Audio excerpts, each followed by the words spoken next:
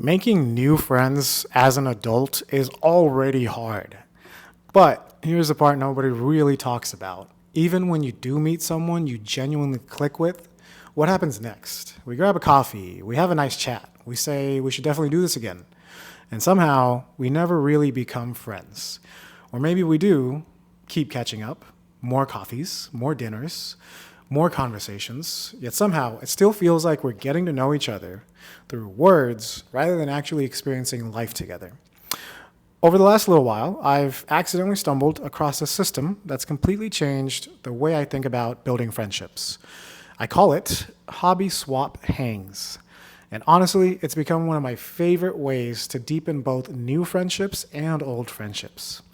The idea itself is ridiculously simple. Imagine you and I that we've just met, maybe through work, maybe at a run club, maybe through mutual friends. Instead of saying, want to grab some coffee, we play a little game. We each tell the other our top 3 hobbies or interests. Mine might be dancing, discovering new places, pretty much anything involving nature. Now you tell me yours. Let's say yours are kayaking, video games, and concerts. Then we each choose one thing from the other person's list that we genuinely love to experience. I'd pick kayaking in a heartbeat. It fits right into my love of being outdoors, and honestly, something I've always wanted to try for ages. That would light me up. Maybe you choose dancing from my list. Now, instead of wondering what we're going to do together, we already know. We put it on the calendar. One hang becomes an introduction to my world. The next becomes an introduction to yours. Simple. Now here's the interesting part. What just happened? Without even realizing it, we've completely changed the purpose of the hang. We're no longer meeting just to fill an hour. We're inviting each other into our actual lives. Instead of learning someone's favorite TV show or what they do for work, you get to see what genuinely lights them up. You see them in their element. You're not just hearing about who they are, you're experiencing who they are. And that's where real connection starts to grow. Beautiful part is that you both know what's coming next. One hang is a glimpse into my world, the next is a glimpse into yours. It becomes less about finding things to talk about and more about creating things you'll talk about for years. It also quietly sets the foundation for the kind of friendship you're building. Because if someone isn't willing to show up for something they're genuinely interested in, or show a little curiosity about something that matters to you, that tells you something. Not in a judgmental way, just in an honest one. The friendships that tend to last are built on mutual curiosity, on effort, on wanting to step into each other's worlds. The system naturally brings those qualities to the surface. And if they are there, you're probably onto something really special. I'll be honest. This has completely changed the way I approach making friends.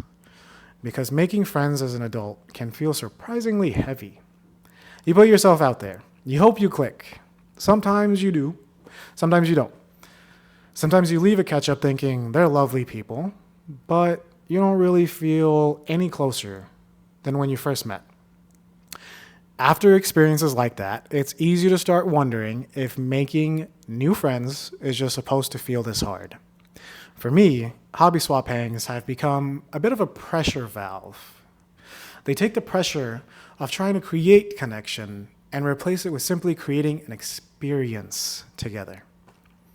If a friendship grows from it, amazing. I still spent my Saturday learning to kayak, or dancing, or probably something I'd probably never have done otherwise. Either way, my world became a little bigger.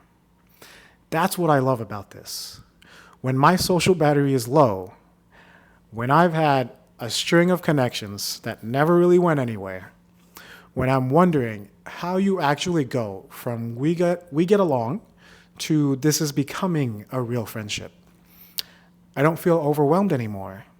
I have a next step, a simple one that's brought some of my favorite memories into my life. And somehow, knowing I have that tool in my back pocket really takes the pressure off finding my people. Because instead of chasing friendships, I'm building experiences. And that's the right friendships. They seem to grow naturally from there. Now, I've mostly talked about this as a way to build new friendships, but honestly, I think you could try it with your oldest friends first. I think you should. Because something I've realized is that just because you've known someone for 15 years doesn't mean you know who they are today. Think about it. Your closest friends probably know the version of you from years ago, but how well do they know the person you've become? The hobbies you've picked up, the interest you've quietly become obsessed with, the things you've always wanted to try but keep saying maybe one day. Those parts of us change. Some hobbies fade away, new ones emerge, and others never get a chance because life simply gets busy. Funny enough, I don't think the problem was ever the coffee. Coffee's great, but conversation can only reveal so much. Sometimes the fastest way to understand someone is to experience something with them, to watch them teach you something they love, to see them completely in their element, and maybe, for the first time in years, to let them see you in yours. I also think this gives us something adults don't make enough space for anymore. Play. Not childishness, curiosity. That part of us that still wants to explore, to try, to laugh at being terrible at something. To discover parts of ourselves we forget we're still there. We all have a saved folder full of things on Instagram, on TikTok. We've promised ourselves we'll do it one day. Maybe pottery, rock climbing, you name it, photography, surfing, a dance class, a camping trip. We save them. We think about them. We imagine them. But we rarely schedule them. Come on now, maybe friendships is the missing ingredient.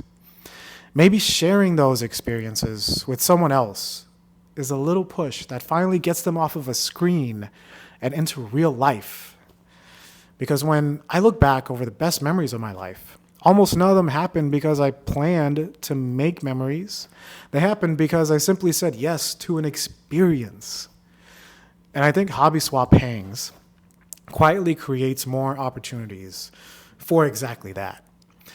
That's really what this channel is all about. I'm not here to preach. I'm not here to pretend I figured life out. I simply like sharing little systems and perspectives that have made my own life feel a little more peaceful. And if one of them resonates with you, steal it. Make it your own. Pass it on. Because I genuinely believe peace isn't something we stumble across. It's something we build. One small decision at a time. One conversation at a time. One experience at a time. And maybe one hobby swap hang at a time. One little reminder that's completely changed the way I think about life is this. If it's in the calendar, it's in your priorities.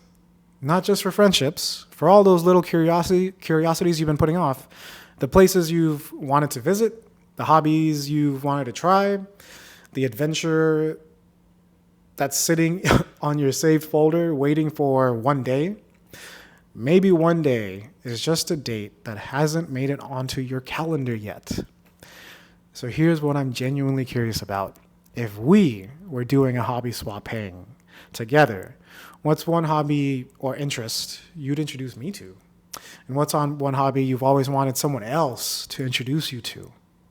Read through a few of the other comments too. You might end up discovering your next adventure or inspiring someone else's. I would love to hear them.